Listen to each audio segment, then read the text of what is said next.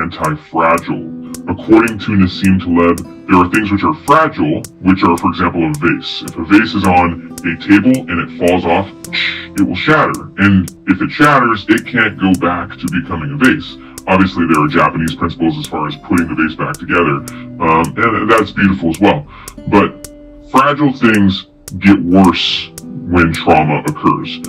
Then he talks about resilience, and resilience is things that can overcome challenges, but just being resilient does not mean you actually get better because of traumas or challenges or obstacles. Nassim Taleb talks about how things that are fragile, the opposite of being fragile is not being resilient, where you just can endure challenges. The opposite is anti-fragile, where you actually continuously get better and better and better. There's a great concept in psychology these days called post-traumatic growth, which is another example of anti-fragility. And in order to have post-traumatic growth, what that means is that you actually take any form of trauma from your past and you believe, you see that you're better as a result of it. A core aspect and something that boosts post-traumatic growth is where, first off, you have to think about the traumatic event. Journaling is a beautiful way of doing that. You think about, you journal about it, you first off come to realize that you define the meaning of your own experiences. And so this is not one of the four concepts. I'm just explaining to you anti-fragility and also post-traumatic growth, that something is inherently a trauma because you believe you're worse off as a result. If you have a fragile mindset, and humans can be fragile, we're very emotional creatures, but you are fragile as a human if a shock happens or a trauma happens and you are now worse off. You're kind of shattered as a result. You can think of it similar to being a vase that drops and now you're shattered into 1,000 pieces. That's trauma, is that something bad happened and emotionally you got shattered and now your identity is confused, your identity is messed up, and you have a really hard time emotionally going back to that experience.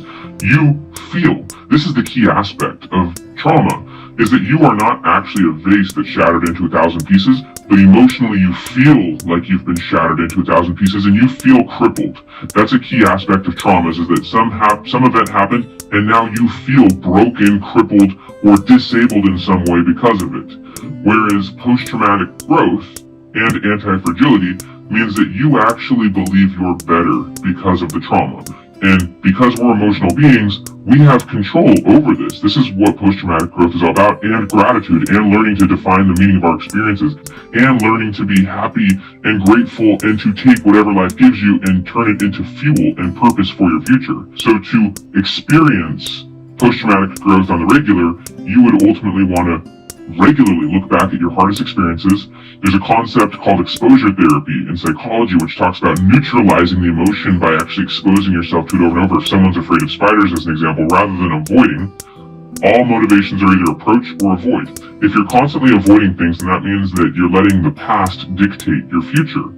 And in order to have a future that's based on approach, meaning you visualize the future you want and you then commit and courageously pursue what you want regardless of the repercussions, in order to have an approach orientation toward the future, you also have to have an approach orientation towards your past. Meaning that you happily approach your past, you expose yourself to it, you think about it, you reframe it, meaning you reshape it. You change the story, the narrative, the meaning, the feeling of it.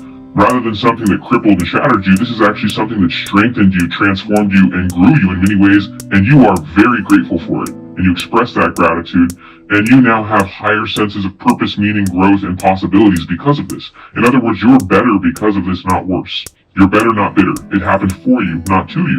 A huge aspect of becoming emotionally mature, emotionally developed, or what psychologists would call psychologically flexible, is the ability to regularly frame and reframe meanings. This is really what cognitive behavioral therapy is all about.